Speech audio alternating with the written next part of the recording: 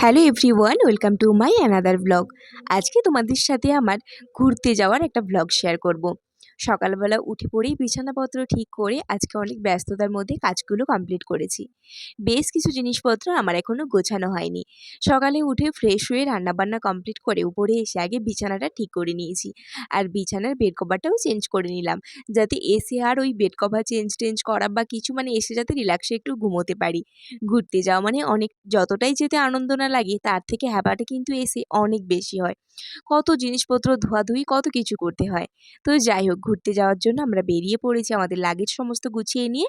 বাড়ির সবার সাথে দেখা করে ঠাকুরের আশীর্বাদ নিয়ে আমরা বেরিয়ে পড়ি দার্জিলিং যাওয়ার উদ্দেশ্যে। অনেক দিন ধরে ভেবেছিলাম ঘুরতে যাব, ফাইনালি সেটা আজকে ডান হলো। তো আমরা যাচ্ছি 14 জন মিলে। প্রথমে নন্দকুমার চলে আসি।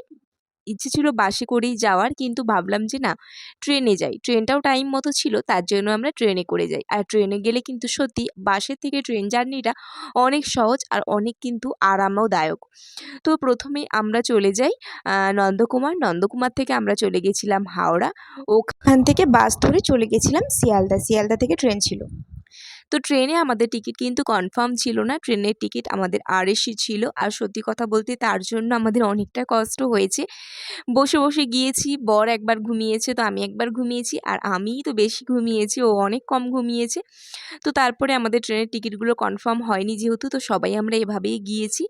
তো আমি ট্রেনে ওঠার পরে আমাদের যেহেতু ওই 8টার দিকে ট্রেনটা ছিল, তো ট্রেনে ওঠার পরে আমার তো খিদে 8টার সময় পেয়ে যায়। তো আমি খেয়েই নিচ্ছি, আর মুড়ি তার সাথে গাজর শসা এই সমস্ত কিছু নিয়ে গেছিলাম। ওগুলোই খাওয়া দাওয়া করে আমি একটু ঘুমিয়েছিলাম।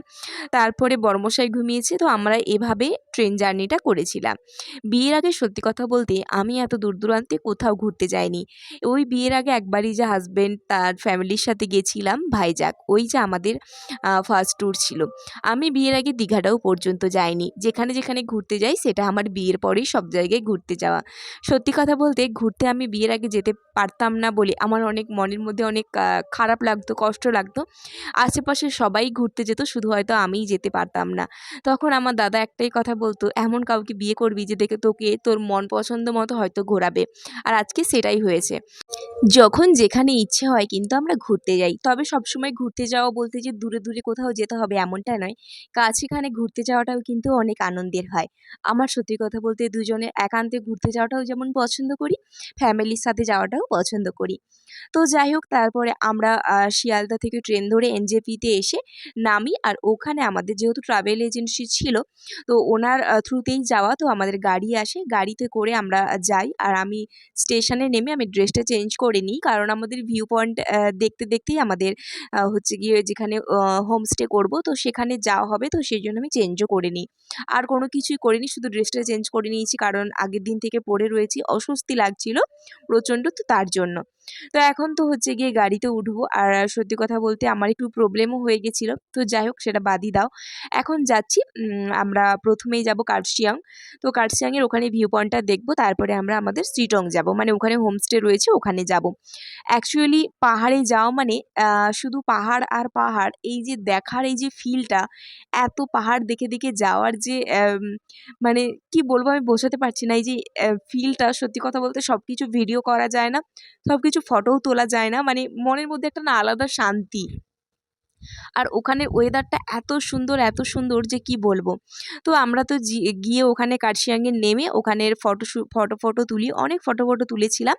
তারপরে পাইনের পাইন গাছের বাগান দেখতে যাচ্ছিলাম। মনে হচ্ছিল যেন পাইন গাছগুলোকে কেউ তুলে এনে বসিয়ে দিয়েছে, এত সুন্দর গাছগুলো বাগানগুলো লাগছিল। তো দেখতে আমরা আমাদের শ্রীটংয়ে হোমস্টে পৌঁছে যাই।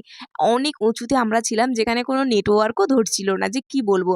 আর যত উঁচুতে উঠছি আমার জন্য কান তালা মেরে যাচ্ছে। শুধু এই প্রবলেমটা আমার নয়, যারা আমাদের সাথে ছিল সবারই হচ্ছিল। শুধু কান তালা মেরে যাচ্ছিল, যেন কেমন একটা হচ্ছিল। শিটং পৌঁছাতে আমাদের প্রায় 4:30টার মতো বেজে যায়। ওখানে গিয়ে আমরা লাঞ্চ করি। লাঞ্চে মেনু ছিল ভাত, ডাল, আলু ভাজা, ভেজ চিলি ছিল, সাথে মাছও ছিল। তো আমি যেহেতু মাছ খাইনি, তো আর একটা সবজিও ছিল। তো যাই হোক, আমরা আমাদের লাঞ্চ ওখানে কমপ্লিট করি। আর সত্যি রান্নাবান্নাগুলো খুবই হেলদি ছিল, আমাদের মতো তেল মশলা রিচ এত নয়। তো চলো এখন রুমে গিয়ে ফ্রেশ হব। আবারও দেখা হচ্ছে নতুন ভিডিওতে। ভালো থেকো, সুস্থ থেকো, টাটা।